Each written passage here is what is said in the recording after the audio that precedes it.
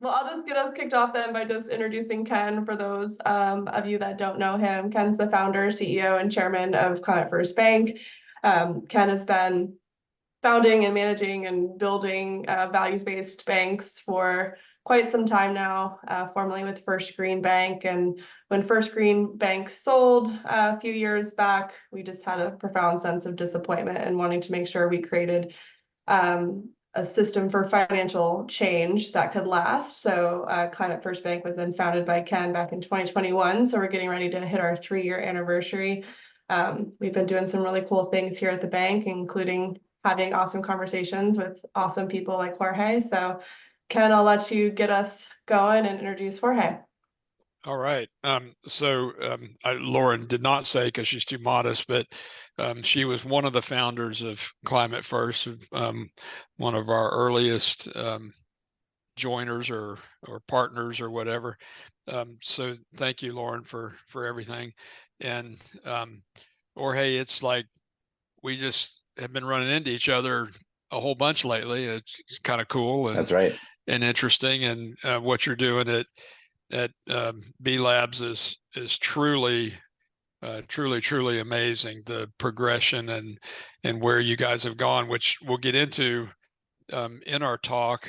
But Jorge, if you could just give us a little bit of background as to, it doesn't do it justice if I just say, oh, Jorge is graduated cum laude from whatever. How did you yeah. get from Jorge as a little tyke to Jorge here? What prompted it, what motivated you, and what drives you, and all that stuff? Thanks, Ken. I appreciate starting from how I feel rooted in this work, actually, which is very much it's appropriate to start with my family story. It's great to see you. Thanks for inviting me to come in and be in conversation with you. I am really also excited to be in dialogue about the good work of Climate First Bank and all of what you and the team have been building, and to it's great to finally meet you in person most recently. For me, I feel a lot called to this work, again, rooted in family. I'm a son of migrants from Puerto Rico, and generations of my family, as far back as I can research anyway, lived on the island. And in fact, I have come to learn more about the town where my parents were raised and my grandparents were raised, and their parents, called Caguas in Puerto Rico, which has a hundreds of long history. And so that name of the town, in fact, is named after a Taino chieftain, the indigenous peoples of Puerto Rico. And one of the reasons I am here today is because of the decision of that leader to, in many ways, give up the land, to cede the territory to the Spanish. And so there's a lot of history that we could go into, but also that I am still learning about as someone whose lineage and stories largely have not been passed down, and largely because those stories have been erased. And so when I think about like what brought me here, I think a lot about the resilience of my great grandparents and my grandparents who I was raised with, and also my mom and her sisters especially, but our family more broadly, who ultimately landed in Philadelphia, where I was raised. And my story is a story rooted in the successes of what good policy looks like, actually, I think. While I can't directly associate all of the ways in which good policy has led me to this place, I do believe that things like being born in the right zip code have afforded me the opportunities to have access to better schools, but also better communities with infrastructure that was invested in. My parents benefited from good housing policy that led to home ownership. I went to good schools, I think largely because of, um, while imperfect, policies like affirmative action that supported my ability to gain access to um, college, and then ultimately to get my master's degree. And so I am here today to really speak to exactly that, how my experience, in some cases, is a rare thing in our society, to connect the dots around how policy change, especially, can actually lead to good results for the betterment of not only individuals, but for families, communities, and the broader society. And that speaks to a lot of what motivates me in this work at B Lab. I joined now 3 years ago, and while the organization, now global, and while the organization was rooted in a certification, creating a set of standards to support better business practice, the reason I said yes to B Lab when I was offered the role was because I embraced the possibilities of what it means to mobilize a community of businesses in support of improving society for the benefit of all people, um, to address issues of inequity, and also to perhaps accelerate and engage more companies in the urgency around the climate, um, around climate change. When I think back to Puerto Rico, in fact, even today, to me, it offers a lens through which we can talk about some of these issues of the history of imperialism, colonialism, extractive and exploitative business practices, poor economic policies that put a stranglehold to communities, not just on the island, but in communities around the world. And on the other side of that is hope in the ways in which, what I observe are Puerto Ricans today mobilizing in community to embrace, and inform the way forward by looking at some of the key issues that need to be addressed on the island related to improving infrastructure, improving resilience to climate change, but also returning to the land in a way that allows for more autonomy and independence, both financially, but also in terms of food security, and other issues. And so to me, my roots are what got me here, what keep me grounded, and also help me continue to examine the possibilities of what it means for um, B Lab and the community of B Corps to engage in advancing our vision of an equitable, inclusive, and regenerative economic system. Well, that's fantastic, Jorge, and I especially like the embracing the possibility of the community, a large community of businesses, and we probably will touch on that, the impact of business and finance on and the ability to change. And I think to maybe start a little bit, I feel I'm amazed at the movement that B Labs has put together, and I think they started in '06, somewhere Right. in there. Yeah. Um, Almost 20 so years. yeah, yeah, which is ironic because it's only a couple years before we started our last bank, which was our first values-based bank. But there's, to me, it's when I see a B Labs logo, the circle with the uppercase B in it, for anybody that doesn't know, I immediately think, oh my gosh, I'm doing business with that company. I'm going to buy their product. I'm going to use their service. And in fact, on a lot of our vendor selection, we just go to our team and say, we won't use anybody but a B Lab certified company, find one. Find one in HR, find one in insurance or whatever. So it's a real driver for our decisioning, but I'm amazed at how few people know what it is. And then there's the double confusion of a B Lab certified B Corp, which Climate First Bank is, and a benefits corporation as a legal structure. Right. And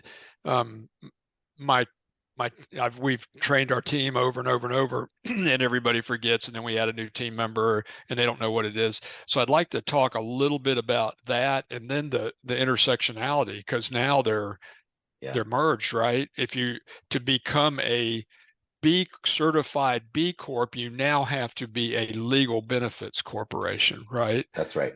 Okay, That's so right. could I volley to you then? Sure. Yeah. So one way that I like to think about it is that, so in the last, nearly 20 years, the first decade was really about establishing the set of standards. And I'll speak, I want to speak to the truth of what it means to establish a set of standards around performance, because the principles of B Corp certification are that companies are committing to accountability, transparency, and continuous improvement. And so we call ourselves a performance standard because it does differ from other standards that companies can choose to work with, that oftentimes are more about disclosure and not about the actions required to mitigate footprints, your environmental footprint, or to address issues with respect to workers and the supply chain. And so, or inequality. Can you repeat inequality. those real quick? The three. Sure. Accountability, transparency, and continuous improvement. Right. So the origin story is a really important one, because many of the original leaders and ultimately first certified B Corps signed on to what is called the Declaration of Interdependence, which at a high level was really a commitment to a set of values to operate as if people and planet mattered most of all. And so that framing really flipped on its head the economic model and the business models that even I was trained on in business school, which is that shareholders are who gets to benefit most from business operating. And so those values have really are really the thread for the evolution of what is now a B Corp. So that first decade was establishing those performance standards, where businesses that completed the certification would also see themselves as being part of a community who held each other accountable to these principles, and ensuring that they're doing what they said they would do, and that they would be actually reporting publicly. This goes back to the idea of disclosure and sharing the results of their standards and certification. And then lastly, performance as a model of continuous improvement. So every 3 years, B Corps are required to recertify, and our standards also continue to evolve. We can talk more about where we're going in the future, but the work never ends, right? Certification is really the beginning of a journey of how a company gets to differentiate itself from a performance standpoint. The second decade has really been about the legal requirement. And to your point, just to help clarify for those who are less familiar, a benefit corporation is a legal status. It's administered typically by a Secretary of State here in the U.S. Now we have 42 states where a public benefit corporation structure is available. And the idea here is that both management and boards of directors under that structure are making decisions for the benefit of all stakeholders, not just shareholders. And again, so reinforcing this idea that, from the beginning, the values was like flipping the model of business on its head. This legal requirement really is transformational for us, because as you noted, being a B Corp today requires all companies to ensure that that legal requirement is in place alongside the performance requirement. And so that is, to your point, what it needs to be a B Corp today. You must have both. So Jorge, real quick on the B Corp, the benefits corporation legal status, which we are, we're the only bank in the state that is a benefits corporation. Our fintech is also a benefits corporation. So one of your original founders, if I'm remembering correctly, was an attorney. And the talk was, well, how can we institutionalize this in the law? And again, my understanding, I could have this wrong, and I'd like you to correct me if I have it wrong, was the thought process, let's develop a model statute that we can go out to the states, kind of like the UCC, where it's uniform nationwide. Do I have that sort of right? Yeah, I think that's right. I don't know. I don't have all the details of the origin story that you might be familiar with, but yes, the model legislation that you spoke to has been is what got us going, right? To embed that legal structure. And as I mentioned, it's not only in 42 states in the US, but also in many countries around the world. And so that that's been a pivotal moment in the journey for B Lab, because B Lab U.S. and Canada, I haven't said this yet, we're one of 7 sister organizations now around the world. We do have a global policy platform where stakeholder governance is the central focus. And we're seeing successes in not only introducing this legal structure in other countries, but we're also seeing it inform national policy. So, for example, so the EU, as well as the UK, have been looking at, in the UK, it's called the Better Business Act. In Canada, part of our region is called the 21st Century Business Act. And these are examples of national policy being debated and reviewed for consideration to embed stakeholder governance nationally, which would be a real boon, of course, to us to have this requirement in place. Yeah. Golly, that's awesome. Well, in the 42 states, are the laws the same, similar? Is there much fluctuation or deviation between states? Yeah, that's where we'd have to bring in the lawyers in to talk about some of the technical aspects of how it does change from state to state. What I might say, without going too off tangent, is no matter how a state it structures a benefit corporation, our process of reviewing a company's charter requires that it include all stakeholders. And so that is, again, going back to the scope of decision making for companies and for management to be able to say that they're making decisions for the benefit of customers, employees, suppliers, as well as the communities and the planet. And so that those things need to be embedded, and it's part of our verification process. Yeah, sorry, I'm kind of geeking out on that stuff. Yeah, it's all right. I'm a lawyer, and I consider myself an incompetent lawyer. So anytime I can gain some modicum of competence, I try to revel in that. So sorry. I appreciate that. No need to apologize. I love it too. I just don't want to give bad advice. Oh my gosh, there's so much going through my mind right now about certain courtrooms. And I am not a lawyer. I guess I should say that, right? I have to caveat this. Yes. Well, that's really cool, especially about the laws on a national level for the other countries. And gosh, it'd be wonderful if we could ever get there in the U.S. somehow don't think Yes. that'll happen. What's you may have touched on it already, but what is B Lab's value proposition? I know you talked about a little bit about the past, the historical, the first decade, the second decade. So, like, what do you Yeah. envision going forward?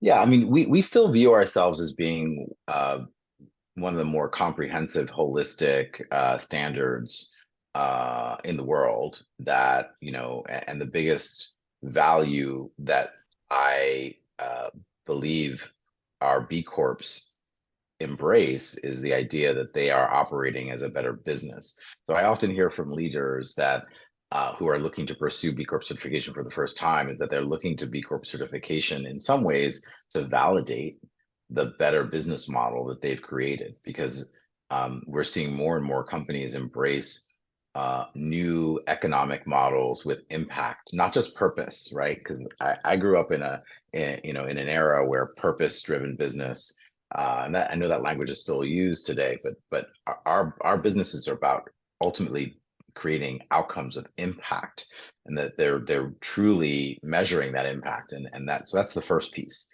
that business leaders especially are validating how their business creates impact, that they're proving out that purpose and profit can actually coexist, right? That they're not contradictory, and that it's also a differentiator in their sector. Often, it's a competitive advantage. That's my It background in really, marketing. really is. Yeah, right.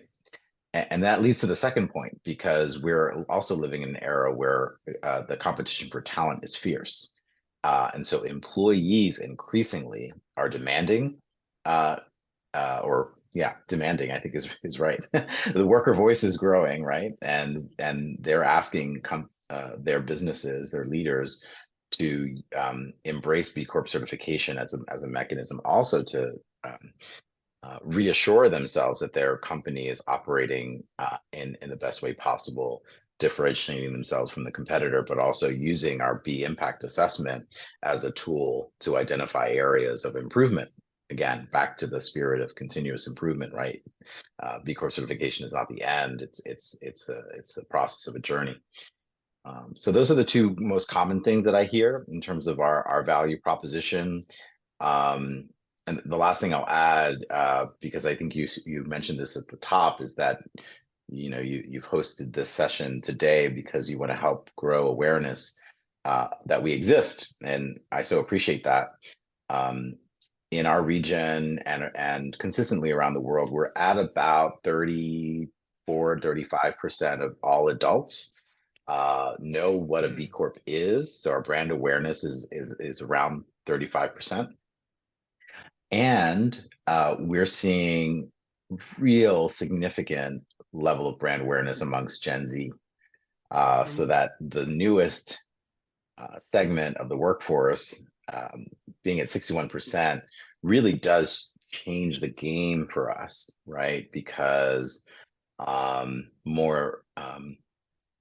more of that generation, but especially now new workers, new employees are coming into their organizations, and or as consumers, seeking out that B Corp trademark, just as you have, because it's a validation of a better business, right?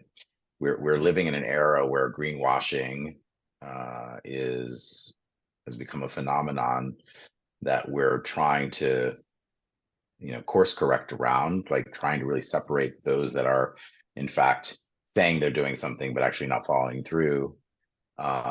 B Corps don't get to do that. Well, so what I'm sitting here thinking real time is, gosh, what can we do to help? And I'm thinking back to the days when I owned a Kawasaki Suzuki dealership, and the manufacturers would do co-op advertising.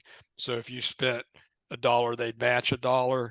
And we're trying to put the B logo on everything. We put it on business cards, all that stuff. I just charged our folks with getting some die cut transfers made, big ones, to go on the doors and windows of our buildings, that kind of thing. And anything we can do to prompt people to ask the question, and therefore educate and influence. So maybe that's an action item that we work on going forward, is how Sure. can the community help your nonprofit build your brand, which builds our brand, which, it's a Yeah, virtuous it cycle. is. It Um, is. Yeah. I mean, we credit the growth in brand awareness largely to the visibility of the logo from consumer facing brands especially, and so I want to give credit to B Corps who are already doing that. We do support activations throughout the year. We just had B Corp month in March. And that's a really interesting way for us to kind of coordinate on a global level and activate B Corp employees, especially. So that would be my other offer, is that B Corps get more and more of their employees to understand what it means to be a B Corp and getting them engaged at a local level. So I do want to give a shout out to Florida for Good, Ken, the leadership over there, Jared Myers and the team. Jared Myers, who founded it, and Winnie and others who are still leading the good work in your state. Because Florida for Good is a great example of what it means for B Corps to self-organize on a volunteer basis to try and not only build community in your state, but also to help raise visibility and to educate. yeah, I was hoping we'd do a shout out for them. And Jared was also a founder of Climate First Bank. So I'm Right. super proud of Jared and his team and everything they've done in Florida. Um, so one thing that, and it's all ties together, of course, but one thing that bothers me immensely is how few B Corps there are in America compared to the rest of the world, but really startling in Florida, how few we have. Um, and that's kind of where I was going to, maybe talk about Florida for Good, but how many, can you give us some stats? Like how many are there Sure. worldwide? How many Florida? How many Canada? How many US? That stuff. Yes. So, we're growing exponentially. The last 3 years, let me just say this at the top. Over the last 5 years, actually, I guess, because I've been in this role 3 years now, we've doubled in size, right? So we've been Wow. around for 20 years, but the pace of growth has really accelerated just in the last 5 years or so. Globally, we're at last count, 8,580 B Corps globally. I do want to say that the US and Canada continues to be the largest community of B Corps, 2,300 and growing. And that means that we collectively employ 185,000 people. We are in 35 B local regions. We've got 220 B local leaders. Um, uh, and then around the world, on the African continent, we've got 60 B Corps, 650 in Australia and Aotearoa, New Zealand, and roughly 3,820 in Europe, with 2,000 of those in the UK. Wow. So the UK just hit an amazing milestone that they're already celebrating, and in Latin Wow. America, yeah, and in Latin America we have about 1,190. Um, I think we have about, and of course, also we have representation in Asia. Um, and at last count, I recall we had something like um, 10 and growing B Corps in China. And then we have Huh. partnerships in Japan and Singapore. And so, I mean, we are truly global. And these numbers, are quite humbling, Ken, because you reflected on how few there are. But I want to honor the fact that there has been immense growth in a short period. But in some ways, I agree with you that, right, that like we are still grains of sand in the ecosystem of the millions of businesses in the US alone that exist, right? So the question that, comes to mind for me is, how do we work collectively to flex the power of this community, and that's where I think it gets really interesting. Is it so you and I know, and maybe a lot of other businesses don't know, the immense value add. I mean, becoming a B Corp is not easy, Mm. especially with the requirement, and I agree with you on the requirement to be a legal benefits corporation. It takes some work, and it's if you silo it and say, well, gosh, this value stuff taking so much time away from running the business stuff. And I really think you need to look at it holistically as all the one and the same. The Right. value stuff, forming the forming the business as a benefits corporation, and then going through the process with B Labs should be just a part of your regular doing business for all the good reasons. Recruitment, retention, brand building, your chops, your ESG chops, that Mm. you're the real deal. There's no greenwashing, because I agree with you. The greenwashing hopefully is going to be a thing of the past if people are critical enough to question, and it's Yeah, seeming like they are starting to get critical in the questioning. Um, I agree. Yeah. that I mean, that's oh, amazing go ahead. growth. Hmm. That's amazing growth. Thank you. Yeah, no, I mean, gosh, I mean, there's so much to say there. I want to respond a little bit to, because I think the dialogue around what it means to be part of the environmental social governance or the ESG ecosystem is important. Like it really is, and speaks to um, what we see as the importance of being able to demonstrate what's possible, right? Like, so just to give you an example, you know, the power of this community, and that's one other thing that I want to add to the conversation, is that yes, we have these tools, especially the B impact assessment. It is an immensely valuable way for companies to assess their own risk, but also to create value. um, the other asset of what it means to be a B Corp is to be part of this community. We are building more and more communities of practice across the country, around the world, that allow for leaders, but also people in different sectors to work together. One example of that is the B Corp Beauty Coalition, for example, which is a global collective of fashion and beauty brands who have come together to commit to better business practices around packaging and formulation and greening their supply chain, for example. And that's just one example of a group of companies coming together to improve their footprint, not as individual organizations, but as a collective for their sector, and then share out those best practices. I think you all are engaged in the global banking on business values, right? GABV is a big. I feel like I got that acronym wrong, so correct me if I'm wrong. Global Alliance for Banking on Values. Thank you. Global Alliance for Banking on Values, GABV, Global Yes. Alliance for Banking on Values. Um, Another important community of financial services companies, many of whom are B Corps. I think not all of them are, but many who are B Corps, around the world, aligning on what it means to improve the impact of banking on people on the planet. And so that's what gets me excited too, and we can bring more visibility around that.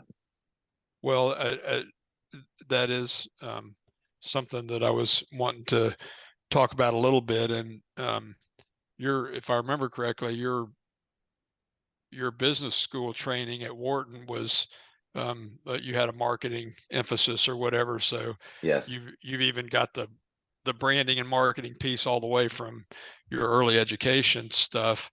right. Um, but then keying on the GABV, and they're not all members, but a lot of them are. They're not all certified, but a lot of them are certified. Yes. What what's your feelings on? I mean, I have my own strong feelings, and the GABV does, of course.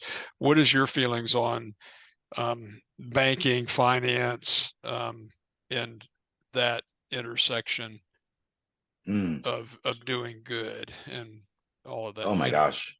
That's Yeah. huge. But I mean, I see the financial services sector as critical in helping us change the economic system.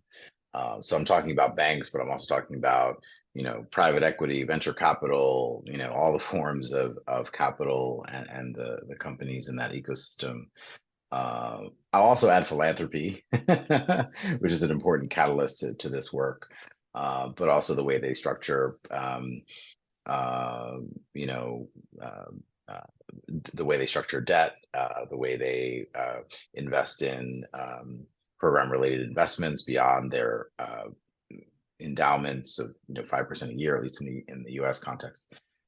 So financial services companies are critical to helping us change the economic system. For us, part of this work is ensuring more equitable participation in the financial services system, but also helping to ensure that capital flow is moving more into the hands of underrepresented communities, especially the 100 million plus people in America living under the poverty line. And then when you look at disproportionately impacted communities affected by climate change, they often tend to be Black and Hispanic or people of color led households who are struggling to not only make a living wage, but a family wage, and then having to address systemic issues related to health, and who are often at risk of climate change because of flooding or intense heat. And so with respect to banking, I'm super excited about the way in which legislation has helped us see the potential for how things like the Inflation Reduction Act, right, where we partner with Ceres on climate action, but that legislation is also really helping us reinvest in infrastructure, helping us transition more quickly to a green economy, create jobs. Policy change is an important part of this, and what I saw coming out of that legislation being passed was also a great amount of funding coming into. I know you want to talk about this. Green banks and CDFIs and MDIs. Community development financial institutions, minority development institutions, who have historically been overlooked and underinvested in, and who now get to try and make more equitable investments to ensure that this new energy economy that we're creating for ourselves is actually more equitable in nature, and that we also get to have more at the residential level, more housing, energy efficient, but also get more Black, Indigenous, and people of color, small business owners participating and benefiting from exactly this legislation and those capital flows. Well, and then also to your point, leveraging the funds, especially leveraging federal dollars to make them last, hopefully into perpetuity. But you said something that shocked me out of my little silo of talking about financial services, not just banks, not just, what we think of a bank financial institution that we go to and make our personal deposits, but the larger PEVC. And that speaks to the divestment argument. We've been hearing it for a couple of years now. Oh, don't put your 401k in a fund that also finances dirty energy. Move your money out of a bank that's financing dirty energy, and that in a vacuum probably works, right? If a bank won't do their lending, then it's got to go to PEVC, something on Wall Street, and they are not looking at it through a lens of doing the right thing. They're looking at it through the lens of, well, this bank won't finance them anymore. We can get 300 basis points higher rate. We're going to charge them a higher rate, which is good because there should be cost for the externalities they're creating. But until we get the PEVC world to wake up, I don't know. Well, I tend to lead with optimism, Ken, to try and to try and stay hopeful for where the possibilities are. We do have a number of private equity and venture capital B Corp certified companies in our community, Oh, who do serve as examples of what's possible in that sector. And one of them that I really appreciate learning more about is a private equity company that not only they're based in LA, not only is a certified B Corp, but they also have built a portfolio of certified B Corps because and wow. their focus in the food justice sector in Whoa. regenerative food technology, right? Because they see that there is this longer term opportunity to not only address the risks but also to create value. So I think there are leaders in this sector also who see the possibilities. um yeah, that gets Oh me my gosh, excited. that could be a brilliant investment strategy. Hmm. Um, yeah, because if you could prove that investment thesis that, well, the majority of our companies in our portfolio are B Corps, and yet that portfolio performs at a high level from as an investment thesis. Oh, I love that. Yeah, That's way yeah, cool. yeah. Um, We go ahead. Yeah, I don't want to interject, but there's an investment thesis, and then we can talk about like what are the other ways to kind of show impact. sure, sure. And we don't have very much time before we go to Q&A. Mhm. Lauren, how long do we want to leave for Q&A? I was about to come on in the next 2 minutes. Okay. Um, so Jorge, I'd want to talk about one thing that I have always wondered about, and I've seen in the past where a larger company will come in, buy a B Corp, and the larger company might be in the category of an evildoer, um, to to use the phrase of George Bush, and B Labs has to take a look at it and say, well, wait a minute, this isn't meeting the requirements or the standards, and maybe not a good thing. But categorically, how does B Labs determine if a company or industry can be certified? And what comes to mind is something in the tobacco industry. Mhm. So say there's a tobacco company that's doing all the right things. Just Mhm. really taking care of their coworkers, really taking care of their suppliers, even environmental. Say they're growing tobacco organically. Um, can they become certified Mhm. even though they're doing everything right, but their product kills people? Mhm. To put Yeah. it just So grossly. yeah, yeah. No, I know. This does get to the heart of the issue, right? Because I just want to name that there are historical industries, particularly in the agricultural sector, that are largely not only extractive of people and planet, but also may not actually be benefiting us in the downstream products that they create. And Mhm. tobacco being one of those. I might give an unsatisfactory answer here, Ken, but I'll try. I'll try to keep it. I'll try to keep it high level, because uh, our philosophy here generally is to support companies in understanding how they might certify rather than take the position of exclusion and keeping sectors from certifying. Now, there Ooh, I like are that. right there are industries that we consider controversial. There are also risks associated with operating in certain sectors and industries, and I'd want to bring my like standards experts into the room to address any specific questions to the tobacco industry or other sectors. But generally, we assess companies' potential impact, both positive and negative, right? That's what the B impact assessment does. It it's a questionnaire that discloses a company's impact, positive and negative.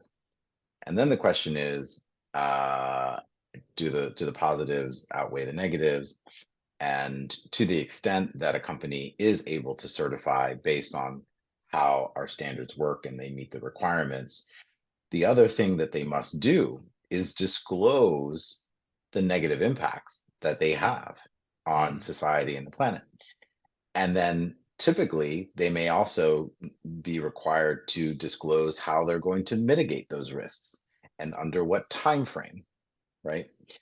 Now, you mentioned tobacco, and I won't speak to any specific company, but there is likely uh, there are companies, of course, that would not be eligible to certify because they don't meet the minimum requirements. But even if that's true, the process of going through the assessment allows you to see what the opportunities are, right? And again, so that's going back to the philosophy of like showing you how you might get there rather than keeping you from getting there in the first place. That's brilliant. I honestly did not know that. You may have told me before, and I just didn't assimilate. But that is a really, really good approach. It's educate and influence, right? That's right. That's right. Um, We want to bring more companies into the fold, and not every company gets to become a B Corp, right? But the more companies that can adopt better business practices, I think we're all better off. Hey, Lauren, I know why you're here. I was like, Ken Hello. always knows when I come on camera when I. Uh, Um, I always hate interrupting the good flow of conversation, but we always have such great questions, and I want to make sure we can get to them, as many of them as possible. So, Great. if we're okay, can I start with a few questions? Yes. Please. Okay. So I have one question from Mike that says, for leaders like yourselves who care about impact, sustainability, triple bottom line, what programs, resources, or communities do you recommend for your peers to participate in, either for you personally to get your own camaraderie, support, and nourishment as an impactable CEO? Man, Oh, that's I'd love to good. hear your Jorge, answer, Ken. Okay, great I was going question. to I say, want to I'd love hear to hear you. your answer. That is a great question. And Mike, wherever you are, Jorge and I were just at a conference called the Mo Summit, which means momentum, and it's for impact companies. And when I go to those, I feel like, oh my gosh, there are others that care. And then I come back to Central Florida and I get despondent. And Jorge, I tend to be a pessimist or glass half empty guy, and maybe that's just because of the echo chamber I live in by by default. But I derive positive energy from being around people that care and are trying to do the right things. And for us, and this is really me and Lauren, it's the Global Alliance for Banking on Values. It's B Labs and everything related to that. It's 1% for the planet. It's Florida for Good, and it's just a really nice, motivating thing. I don't know if that answered the question or not, but or hey, I'd love to hear what you had to say. Yeah, I mean, I think I'll just add that, we have so many partners in our ecosystem. So I mentioned Ceres earlier, Mindy Luber and her team and other organizations like theirs over the last 20 years have actually grown to have great influence alongside B Lab. I like to say I'm in good company with others in the ecosystem, like Sustainable Brands and Conscious Capitalism and Green Biz, and so those institutions host both conferences, but also have communities. I'm engaged very much also with, and our team is with the Corporate Racial Equity Alliance, which includes Just Capital and FSG and Policy Link. And so these are other organizations that I look to not only for partnership and collaboration, but for support. And I think we need more communities of practice for sure. I was so excited to be invited to the Mo Summit this year, which is where we got to meet Ken in Austin and to meet that community of leaders who I have to say I think is it's a rare audience to be in community with. So yeah, that gives me hope too. And I need to throw in the Real Organic Project too. We've been heavily involved with them, and they are the leaders in the forefront of the regenerative agriculture movement. And once you start digging into that and seeing how profoundly damaging conventional agriculture is, it really makes your head spin. So, Lauren, what else do you have? I just wanted to personally also say, like, Jorge, the B Lab community for me is like the biggest source of joy I get every year being at Champions Retreat or some of our other smaller events. And if I could shamelessly plug that the Southeast group is meeting in September for Build Southeast. So if you're looking for community in the Southeast, one exists, and we hope you'll join us. Sorry, I plan to ending be the there in thought Atlanta this year. Yeah, conversation. thanks for plugging that. Nathan Um, Stuck must be in the room somewhere, so hi, Nathan. All right. Another question from one of our employees, Corey, was like, what are some effective ways for just everyday folks to engage and support B Lab's mission, apart from just doing business with B Corps? And he, says, especially for, that Gen Z young audience that's knows more about this, like, how can we continue to engage? Sure. Yeah, I mean, gosh, there are probably more opportunities than I'll be able to name, but one of the things that is really beautiful about the community that Lauren you just spoke to is that B Lab in the U.S. and Canada, we're a small and mighty team, right? We've grown to about 45, and that is the team size. So we're not a huge organization in this region, but the extension of us exists within the 30 B local chapters from across the country, including Canada. And so, depending on where you live, Corey, you can engage with one or more of our B locals. Lauren just mentioned Build Southeast. There are 7 BLDs. I'm trying to remember the acronym for BLDs, Business Leadership Development conferences that are also organized by our local leaders. Those have grown to such size that our annual retreat now is every other year, so it's biannual, so that we can make room for those regional convenings. I should also mention, if you go to our website, wearebcorps.com, so wearebcorps.com/networks, you'll see all the networks that exist. So there are industry networks, there are, of course, the place-based networks, and then there are identity networks. So We the Change for women identifying and gender expansive people. And then we have a growing Black, Indigenous, and People of Color network as well.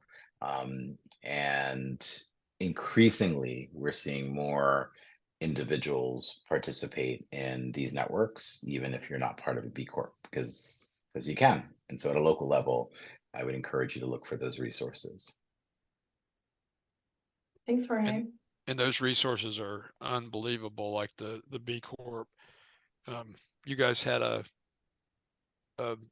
I wouldn't call it a training program, but it kind of was of, I don't remember what the title was. It was something like white guys understanding Black guys or something like that. But White men for racial justice. yeah, White men for racial justice is actually was founded, co-founded, I think is maybe the right phrase, by one of the founders of B Lab, J. Cohen Gilbert.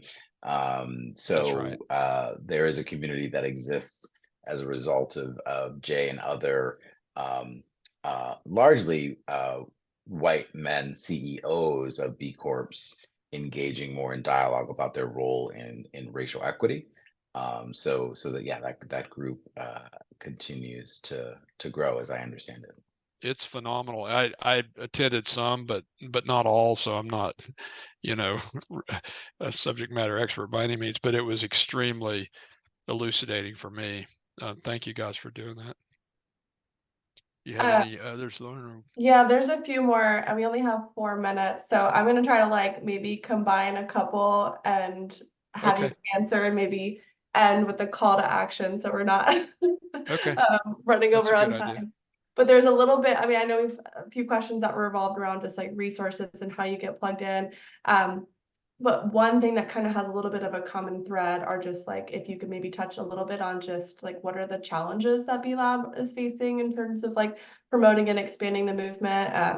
And I kind of tied in a little bit of just, people saying like, where are the standards going, or, what resources are available to me as like a small business that wants to be involved, who's obviously, I think, butting up against some of those challenges. That you can probably share, but I hope Sure. that made sense of me trying to get as many people answered questions as possible. Sure. Thanks, Lauren. I'll try and answer that question maybe in 3 parts. The first is like, how do we engage in productive conversations around the challenges of business leading on solutions related to climate change, climate action, and racial equity. I know the climate around these conversations right now feels kind of rooted in like a lot of misinformation, if not also mistrust, and also maybe even some um, I'll call it misunderstanding, but actually maybe even just cynicism around the role of business in advancing some of the progress that we believe so strongly in. And what I want to say about that is that we are a place where leaders across the organization, including CEOs, can find community to work to learn from each other and then also act collectively. And that's really where we see our role as a connector and convener, and more will be engaging in acting collectively, to grow what we call ourselves as a movement. In terms of resources, I want to mention 2 things. So yes, we are evolving our standards, and we just completed our second consultation. It's a wholesale change to a set of minimum requirements. And for some of the areas where we're moving to, like family living wage is one that creates a lot of questions for business leaders about how do I actually meet those requirements. We are looking to experts to help us answer those questions. So living wage for us is one resource that we have been lifting up for companies to wrap their head around that. But our role will be over time to bring more resources forward. I also want to point out the existing B Corp Climate Collective. We just wrapped up Earth Month, and the B Corp Climate Collective has a ton of resources centered in climate action. For small and medium-sized enterprises, there's the SME Climate Hub that also, smaller companies can engage in. So I hope you find those resources and that they're useful to you. You can always start with wearebcorps.com. So that's always my call to action, Lauren. Thank you so much, Jorge. And Ken, to close us off, could you also have a call to action for everyone today? Well, the obvious, I guess, divest. If you're with a big bank, you're pretty much guaranteed to be banking dirty energy. Move your money to a bank that cares. And the easiest place to look is the GABV. And of course, we can do banking nationwide with our digital platform. That's very, very good. So that's pretty much excited it. for all your good work, Ken. Thanks for inviting me today, Lauren, and for moderating. Jorge, we were so blessed to have you join us today. Thank you for taking time out of your busy week to share with the audience. It's always lovely to be in community with you. Ken, thank you for hosting the conversation. We wouldn't be where we are without you. So thanks to you both. Thank you. Thanks for your leadership. Thanks you. again, guys. Bye-bye. Everyone, thank you so much for joining. Bye.